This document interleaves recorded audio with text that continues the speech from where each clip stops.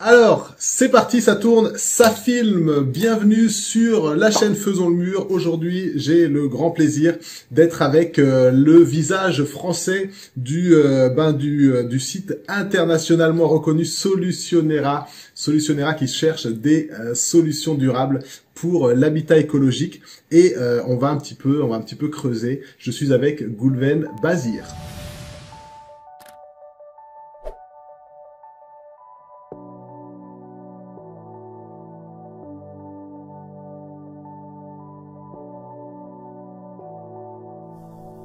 Salut Gauthier, salut à chacun d'entre vous. Enchanté de vous retrouver. Eh ben écoute, pareillement, super content que tu as accepté de me rejoindre ici. Donc, comme dit, aujourd'hui, on va parler un petit peu de toi, on va parler un peu de Solutionera aussi, on va parler d'eau vivant certainement, et puis c'est tout, on est là, on se fait plaisir. Donc, écoute, la première question peut-être avant même de te demander de te présenter, est-ce qu'il y a un film ou un livre qui t'a retourné le cerveau et auquel tu penses maintenant, la première chose qui te passe par la tête? Waouh, il y a un livre que je recommande très souvent en lien avec le domaine de l'habitat, c'est le Manuel d'architecture naturelle de David Wright, le fils de Frank Lloyd Wright, l'architecte très populaire avec la maison sur la cascade. Eh ben, ce bonhomme-là, il a été véritablement à l'initiative des Earthships selon moi, bien avant Michael Reynolds. Et en fait, il a vraiment réussi à tout concevoir, en fait, une logique qui est en lien avec le bâtiment, qui s'inspire complètement des effets de la nature. Et c'est un peu le père de la permaculture liée à l'habitat. Donc, David Wright, Manuel d'architecture naturelle, petit livre à 15 euros. Franchement, ça c'est un des livres qui m'a le plus retourné le cerveau. Et que, malgré qu'il y ait quelques petits éléments qui sont désuets avec le temps, les grands principes qui sont dedans sont inestimable dans le sens où il y a pas, ça se perdra jamais dans le temps. Donc vraiment une grosse valeur ajoutée, puis faible investissement, de limite tu peux tout de suite rapidement t'approprier les sujets du bioclimatisme, de la nature, des effets que tu ressens toi de ton corps, du confort, du choix des matériaux, de l'orientation de la maison, comment trouver un terrain. Enfin c'est hyper simple, c'est un bon moyen de débuter dans la thématique, et j'ai été très impressionné de la simplicité. Et le défi quand on parle d'habitat, de maison, c'est d'être très simple, et je trouve que ce bouquin il m'a bien retourné le cerveau. Et ça depuis 2008, le jour où un de mes clients à l'époque m'a apporté ce bouquin-là entre les mains, j'ai regardé ça, j'ai fait c'est pas possible, il est génial ce bouquin. Il m'a dit je vous l'offre. Oh, j'étais comme tout content. Donc en plus, tu vois, il y a déjà eu une sorte de passation qui a été engendré, passé au suivant. Et depuis, d'ailleurs, j'en ai racheté 4-5 parce que je l'ai souvent prêté, on me l'a jamais rendu, donc ça continue à tourner. Ok, génial. Eh ben, je mettrai le lien en description, bien entendu, si tu as envie de te fournir le livre. Et puis, bah écoute, Goulven. Alors moi, j'ai fait ma petite investigation avant cette interview. Attention, je suis allé très très profond. Alors écoute ça, Oh. Goulven est un intuitif très intériorisé et souvent rêveur. Émotif, indépendant et délicat, son intelligence apte à la synthèse immédiate lui permet cependant de savoir saisir l'occasion par les cheveux. Se tendre qu'il faut cajoler et rendre confiant. Alors écoute, j'ai cherché ça sur auféminin.fr, c'est la Ouais, description de du ton prénom. prénom. C'est la description du prénom. Voilà. Et toi alors, comment est-ce que tu te définis? Qui es-tu comment est-ce que tu te présentes toi? Moi, je me présente comme quelqu'un qui cherche à ne plus me dissocier de la nature. Et en fait, j'essaye véritablement de ressentir ce qu'est être un être humain complètement intégré dans le modèle naturel de l'écologie, de la nature, de la permaculture, tous les mots qui sont des mots chapeaux pour pouvoir dire qu'en fait, on n'est pas indissociable des arbres, des plantes, des pierres et des autres humains. Et voilà, donc je cherche à me définir en me disant que je fais partie du grand tout, sauf que il y a une forme d'énergie qui a rassemblé des cellules en moi et qui ont fait que du coup, j'ai une sorte d'entité différente, une façon de penser un peu différente, et donc je vis une expérience spirituelle un peu différente, qui fait que grâce à mon ego, j'ai une limite, une structure qui me limite par rapport à ce que vous pouvez voir des autres éléments. Et donc, j'essaye d'identifier comment je peux faire pour pouvoir, avec cette expérience-là, inviter les gens à reconnecter à leur nature intérieure et pouvoir être capable de bâtir un lieu de vie qui est en adéquation avec leurs valeurs également.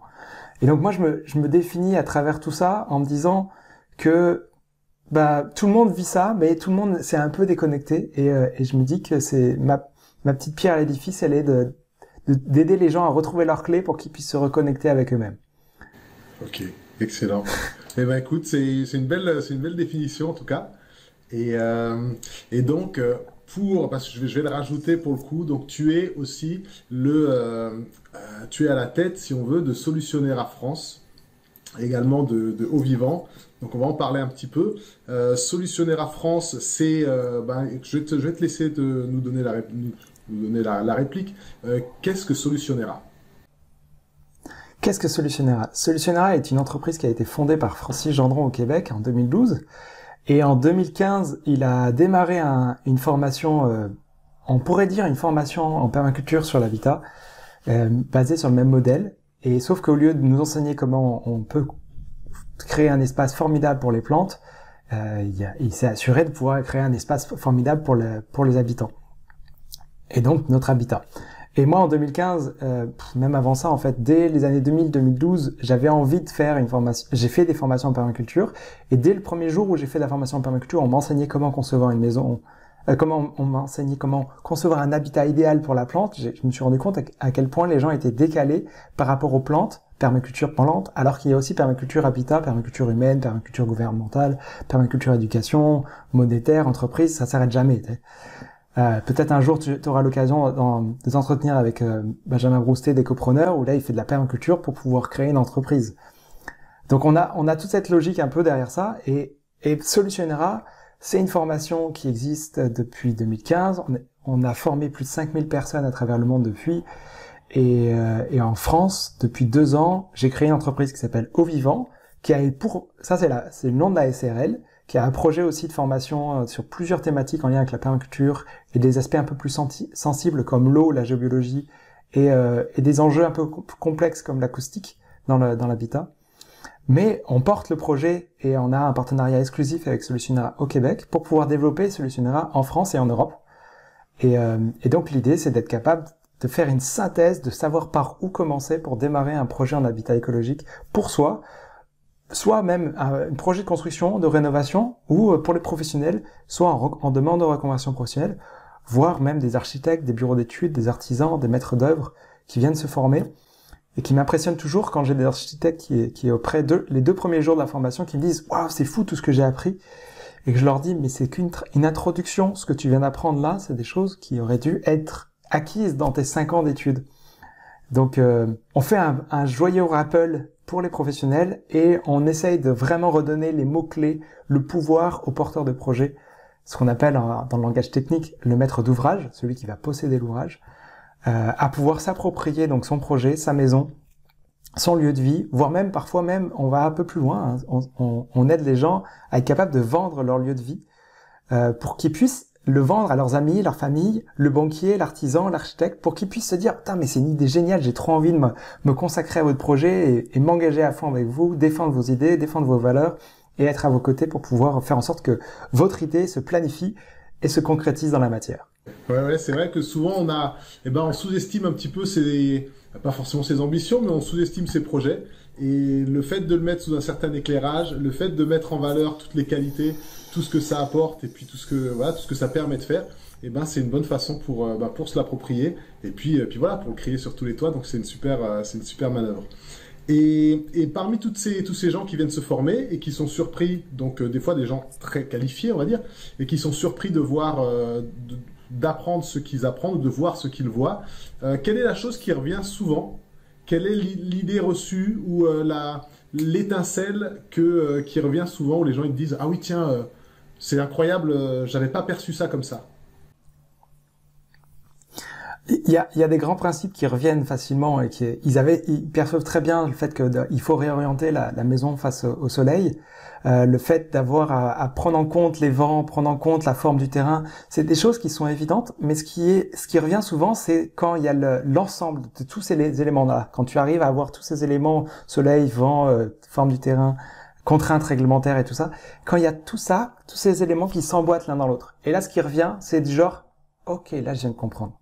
Là, je viens de saisir que tout ça, quand ça s'emboîte, on peut être capable de concevoir des maisons qui sont résilientes, qui sont autonomes, qui vont respecter l'humain, qui vont être en adéquation avec le lieu et qui vont aller au-delà, en fait, de juste une maison réglementaire ou une maison dite écologique.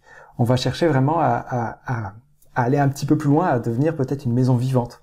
Ce qui est un peu le nom de Au Vivant, justement. Pour rendre hommage au vivant. Ok, génial. Et du coup, dans ces formations-là, vous êtes une flopée d'experts, mais quand je dis experts, c'est vraiment voilà des références de tous les différents domaines. Il y en a une quinzaine, une vingtaine, j'ai vu sur le site, voilà, je les ai pas comptés, mais il y en a beaucoup et c'est des personnes et des noms qu'on connaît très bien. Comment ça s'est passé de cette mise en relation avec ces personnes-là? Est-ce qu'elles ont accepté facilement de se prêter au jeu? Comment est-ce que tu t'es mis en relation tout simplement?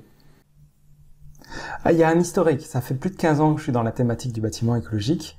En 2007, je me suis formé à l'ASDER, donc j'ai déjà commencé à avoir quelques contacts avec quelques experts. Et ensuite, j'ai été conseiller énergie, puis ensuite, j'ai eu un bureau d'études en thermique du bâtiment, puis après, je suis parti au Québec. Mais avant ça, déjà, j'étais assez actif dans une association qui s'appelle Éco-Bâtisson, qui regroupe plusieurs éco-artisans de Nice à Marseille. Et donc, j'avais pris contact avec déjà pas mal de pros. Et ensuite de ça, il y a des personnes que je ne connaissais pas, que simplement j'avais lu leurs bouquins. Et la majorité des bouquins que j'aime beaucoup, en lien avec la thématique du bâtiment, il y a plein d'éditions que j'aime vraiment beaucoup, mais il y en a une qui ressortait plus du lot, c'est l'édition Terre Vivante. Et comme maintenant, il y a à peu près 6 auteurs qui ont écrit des livres à la maison d'édition Terre Vivante, et que je les ai sollicités, que d'un moment, mais si t'as fait venir tel copain, moi aussi ça va me faire plaisir de venir et tout ça. Donc disons que ça a été facile d'aller chercher quelques têtes d'affiche d'une certaine façon, avec Samuel Courget qui a écrit le livre La conception bioclimatique, qui est un peu la bible de la conception écologique des maisons écologiques depuis 15 ans. Clairement.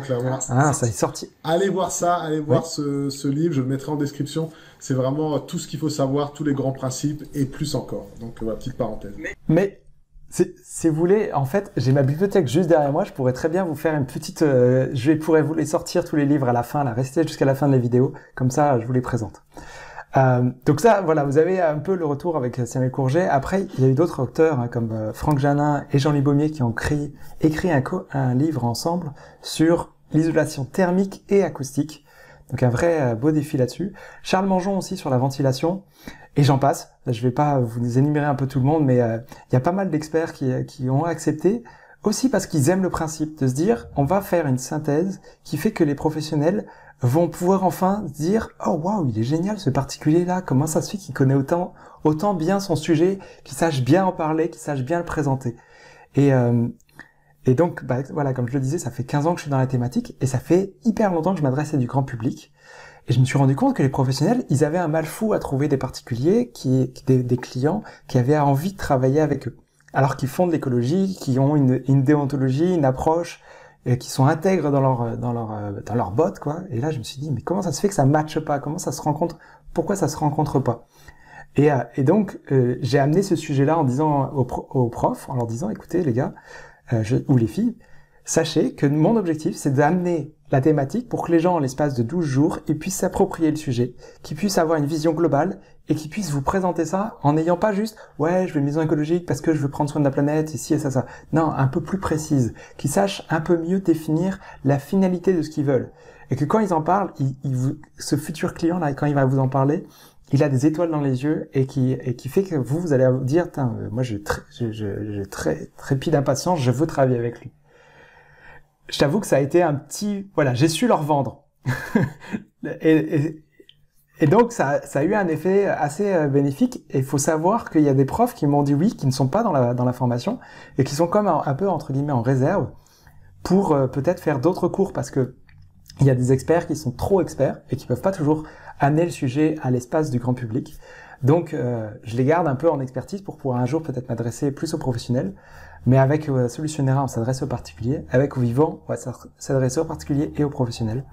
Donc, il y a quelque chose qui est en train d'émerger, et c'est en cours là. Cette année, on va aller faire un petit tour de France pour aller rencontrer à nouveau ces pros, rencontrer des personnes qui ont construit des maisons suite à la formation que l'on a pu faire avec Solutionnera, ou grâce à des experts qui sont intervenus dans la formation, et donc voilà, qui pourront démontrer que ça fonctionne, que c'est possible, que c'est réaliste. Okay, bah... Donc je mélange un peu la formation et comment j'ai réussi à les amener, mais tu vois, il y a toute une logique, et ça a commencé quand? Tu avais ça aussi comme question. Ça fait 11 ans que j'ai cette idée-là, donc j'ai fait plein d'essais. Je me suis organisé pour pouvoir me former en marketing, en gestion de projet, en création d'entreprise. J'ai essayé plein de fois, j'ai échoué 9 fois au moins avant d'avoir ma propre entreprise. Et en allant au Québec, en revenant avec Solutionnera, ça a facilité un peu la donne, parce que quand tu as quelque chose qui fonctionne déjà et que tu reproduis un modèle qui fonctionne déjà, c'est quand même plus aisé. Mais quand je travaillais déjà avec l'équipe au Québec, faut savoir que avant même d'avoir commencé à postuler et à travailler avec Solutionnera, quand j'ai croisé Francis dans un salon en 2015, à l'été 2015, je lui ai dit: Francis, je connais ton travail, je connais tes vidéos, c'est vraiment top, mais comment tu t'y prends? Je pense qu'il faudrait vraiment que tu puisses te développer en France, et moi je peux t'aider. Est-ce que ça t'intéresse? Et il a dit oui, mais je dois partir en conférence, faut qu'on en reparle. 2 mois après, on s'est reparlé, et en fait, j'ai été engagé dans l'équipe. Et donc ça, c'était en 2015. En 2017, je leur présente le projet en disant: voici le plan d'information à la française, est-ce que ça t'intéresse toujours? Au début, il m'a fait: oh my god, je vais lâcher vraiment mon petit bébé Solutionnera à partir de l'autre côté de l'Atlantique. Genre, il était un peu pas frileux, mais il a dit qu'il avait besoin de prendre du temps. Et 1 mois après, il est revenu et il m'a dit: vas-y, feu vert, Goulven, je te soutiens, vas-y, fonce.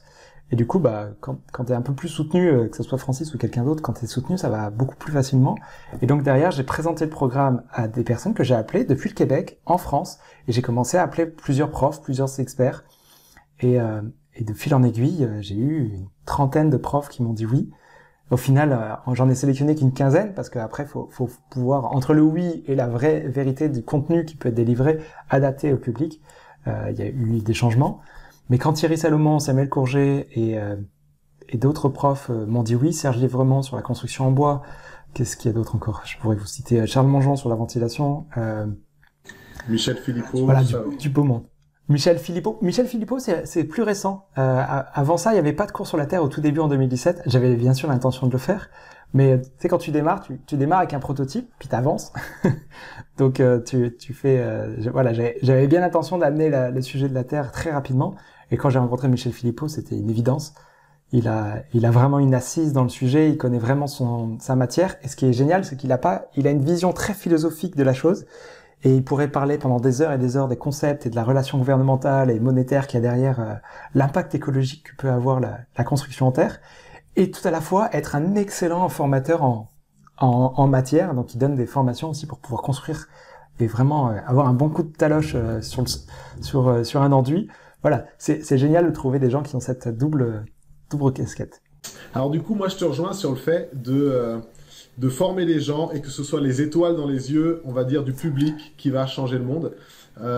Avec Faisons le mur, c'est un petit peu l'approche que j'ai, dans la mesure où j'ai pas un impact colossal ni au niveau étatique, ni gouvernemental, ni société.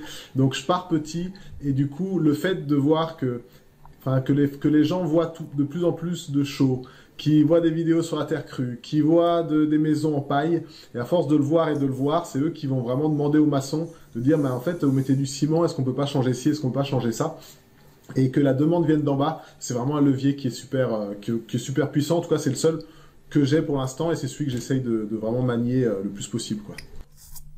Et c'est pour ça que j'aime beaucoup ce que tu fais, Gauthier, parce que on a la même logique. Moi, ça fait 15 ans que je suis dans le domaine, ça fait trop longtemps que je remarque comme toi, à mon avis, on voit pas le changement se mettre en place pour qu'il y ait tout le monde qui fasse de l'écologie dans le bâtiment.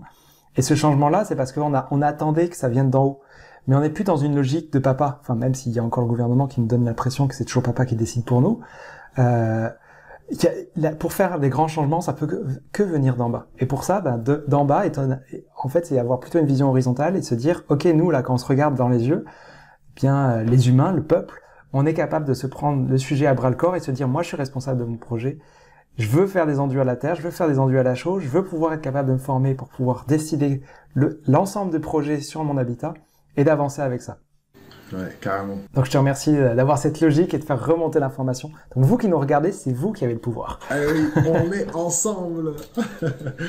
Et ok, et ben écoute, Toi, quand t'avais 10 ans, c'était qui ton héros? C'est quoi qui te faisait briller les yeux, justement? Bonne question. C'est rigolo parce qu'à 10 ans même, je suis revenu du Québec. J'ai vécu, je suis franco-canadien, donc j'ai vécu un peu dans les deux pays.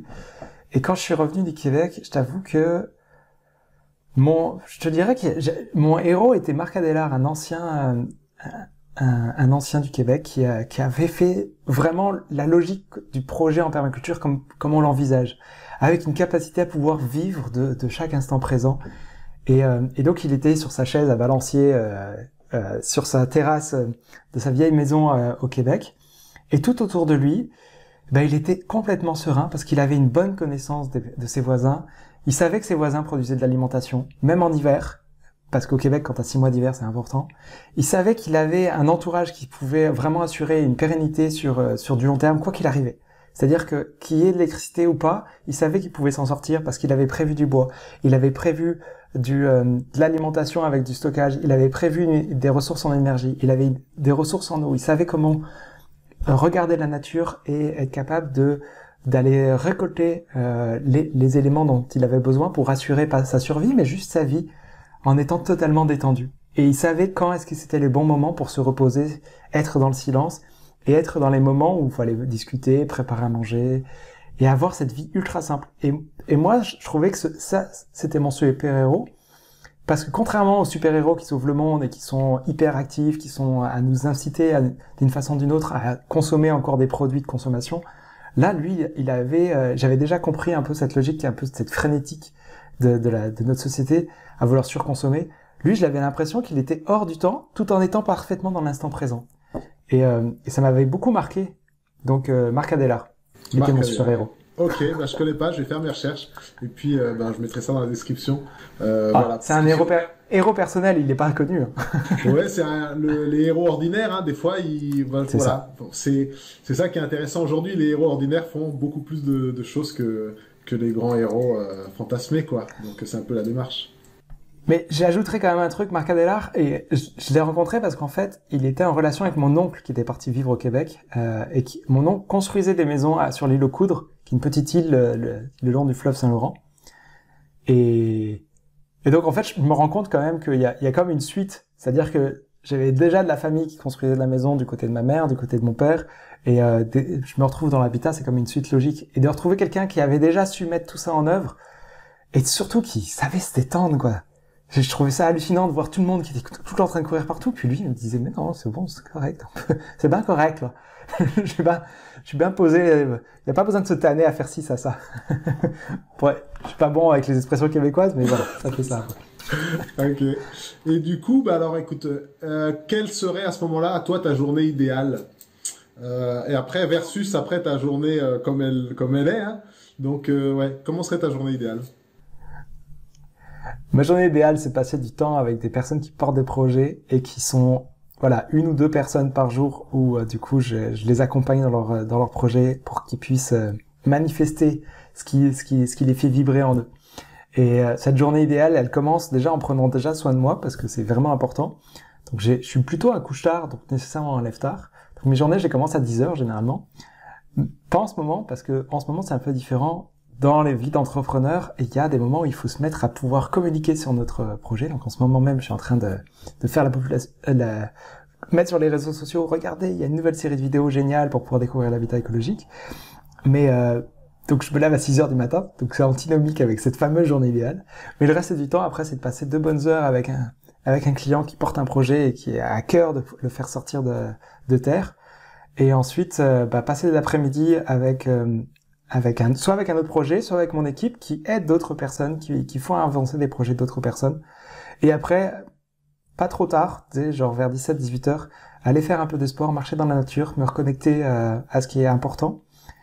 Et je le dis, mais je le fais pas suffisamment. On est bien d'accord que c'est une journée idéale. Pour ensuite retrouver ma chérie et passer du temps, voilà, en intimité, tranquillement. Ok. Excellent. Eh ben écoute, on arrive bientôt au bout de l'interview. Une question rapide, un média à découvrir absolument, un média qui gagne à être connu. Ouf, en ce moment, il y a un truc qui te passe par la tête. Ouais.